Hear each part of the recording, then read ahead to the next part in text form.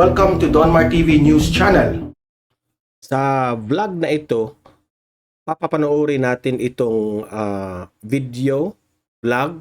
latest vlog ni Bongbong Marcos na ito'y tungkol sa mga transitioning ng administrasyon ni Pangulong Duterte at administrasyon ni Bongbong Marcos. Inexplain ni Bongbong Marcos lahat-lahat yung inauguration ni Inday Sara Duterte, sa pagkikita nila ni Pangulong Duterte at marami pang iba. Okay? So, i-play natin itong video. Pero bago natin yan i-play, guys, help me. I-like natin ating video na to sa YouTube. I-like muna para kakalat ito sa taong bayan, sa mga BBM supporters at sa friends and families natin. Okay? Like na. Okay. And marami dito na hindi pa nakasubscribe sa aking channel.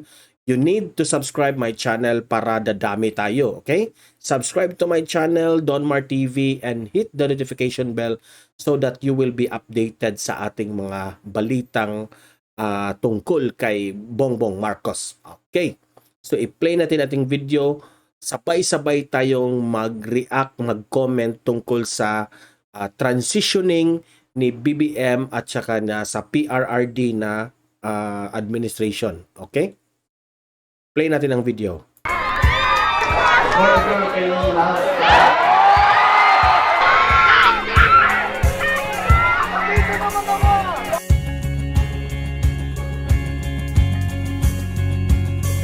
Patuloy ang tinatawag nating transition period. Yan ang pinagkakaabalahan natin na labis nitong nakaraang mga linggo. Kakatapos lang ang inauguration ni VP Inday Sara. Very historic ito. Siya ang pinakabatang naging Vice President ng Pilipinas. Hindi na natin pag-uusapan kung ano yung edad dahil bawal daw yan pagka babae. Pangalawa, siya ang unang VP na galing Mindanao. At dahil dyan, siya rin ang unang VP na nag-oath taking sa Davao. Ako po, si Inday Sara. A proud Davaoena. Walang makakatalo sa tibay ng puso ko bilang isa. Mabuhay ang Pilipinas! To make it even sweeter, nataon pang Father's Day ang inauguration niya, kaya talagang special.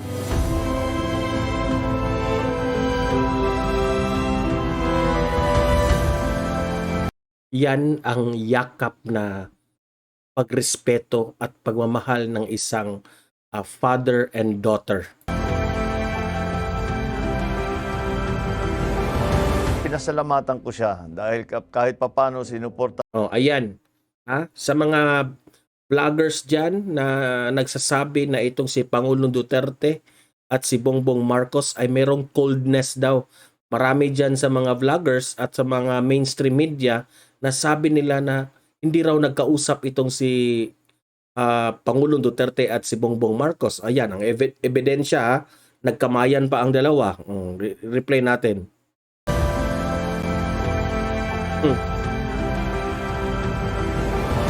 Pinasalamatan ko siya dahil kahit papano sinuportahan kami ni Inday Sara, pati ako. Tiniyak ko sa kanya na yung mga proyekto niya na nakabuti sa ating bansa ay papagpatuloy ko. Kami naman ay busy rin sa paghahanda ng inauguration para sa June 30. Ang napili namin lugar ay yung National Museum of Fine Arts o yung National Museum. Yung tradisyon ay sa Carino Grandstand pero meron pa rin COVID facilities doon na nailagay. Kilala yan natin bilang Old Legislative Building. Hindi ko makakalimutan, yan yung building na kung saan ako nag-aantay para sunduin yung aking ama para iuwi siya. Naging executive house din yan. Dati kung saan nag-opisina ang Prime Minister natin noon, Prime Minister Cesar Birata. Nasira nung gera at ilang beses na rin pinaayos, mayaman ang kasaysayan. Yung ibig sabihin ni Bongbong Marcos dito guys ay yung National Museum, marami ang nangyaring kasaysayan dito sa lugar na ito.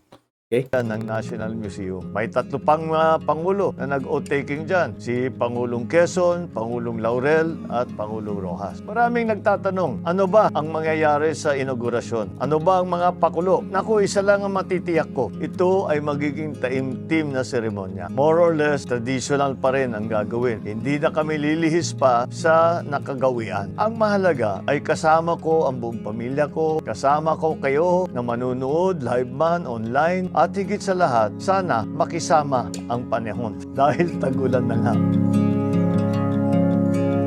Sa transition naman, ang pagbuo ng kabinete ay tuloy-tuloy pa rin. Nakikita naman siguro ninyo ang mga bagong pangalang inaanunsyo Marami kasi itong transitioning guys sa mga iba't ibang departamento. Kaya tinatawag itong vlog na ito ni BBM ay transitioning, no? So from one secretary to another secretary. namin. Gaya ng sinasabi ko, di man ganun kabilis ang ating pagpili. Yan, yun yung mga latest na mga, this is the update already ng mga secretaries na kinuha ni BBM. Ay mahalaga na masusi at mahusay ang pagkilatis. To agriculture, So yung ibang mga vloggers dyan sabi na ito raw si Bongbong Marcos, yung mga vloggers na kontra kay Bongbong Marcos, sabi nila mahina raw itong si Bongbong Marcos dahil ang tagal raw na makakuha ng mga secretary sa mga departamento. Ang explanation ni BBM dito sa video na ito ay sabi niya na maingat silang kahit mabagal ang pagkuha nila ng mga secretaries kasi naging maingat sila. Okay, yan ang klarong explanation dyan ha. I think Hindi sila nagmamadali. that the problem is severe enough. Kasi guys, kung kukuha ka ng secretary na at the end of the day na meron ka ng regret kasi hindi pala marunong sa field na yan, di ba? So mabuti na yung nakakasiguro tayo. That I have decided to take on the portfolio of Secretary of Agriculture, at least for now. And at least until we can reorganize the Department of Agriculture in the way that it will make it ready for the next years to come.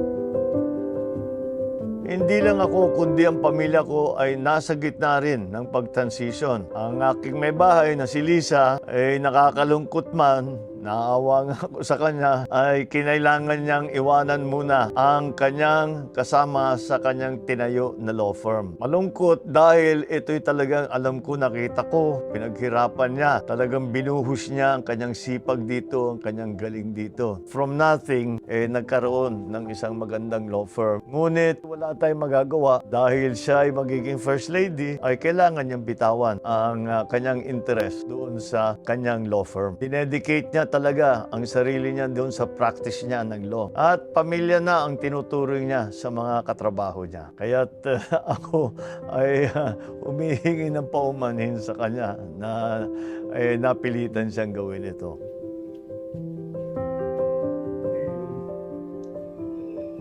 Beginning of a new chapter. Si Sando naman, ganun din. Hinahanda na niya ang opisina niya sa Congress. Excited na excited din bilang neophyte congressman. Yung 2 ko pang anak, dahan-dahan nasasanay dahil marami silang bigla na security. Panay nga reklamo, pero wala tayong magagawa. Ganyan talaga pagka ikaw ay naging anak ng presidente.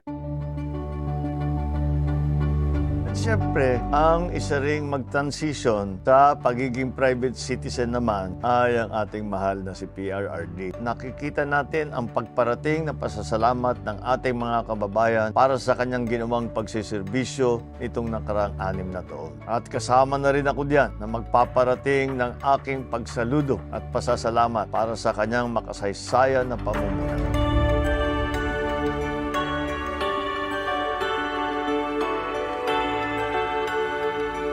Kaya't marami man ang kaganapan, sabay-sabay man ang pag-transition na nagaganap, ang mahalaga ay maingat ang bawat hakbang. Muli, maraming salamat sa inyo lahat na Imagine ha, maingat ang bawat hakbang. Malalim yun ha.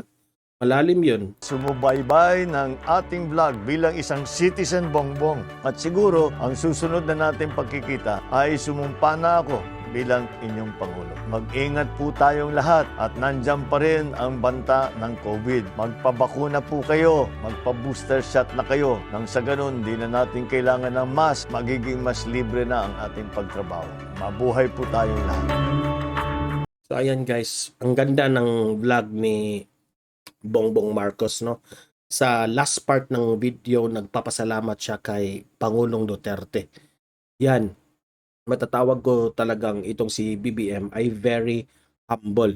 At kanyang asawa naman ay kailangan na mag-adjust kasi magiging first lady na.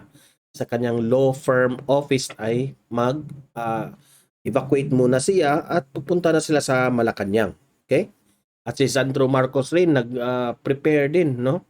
At naninibago itong si Sandro dahil sa security kasi anak nga siya ng presidente. Yan ang mga kaganapan. Nagpapasalamat rin si Bongbong Marcos kay Pangulong Duterte during the time of the inauguration of Inday Sara Duterte. Okay? So, yan ang mga kaganapan. Libre kayong mag-comment react sa transitioning ng presidenteng Duterte at si President-elect Bongbong Marcos. Okay?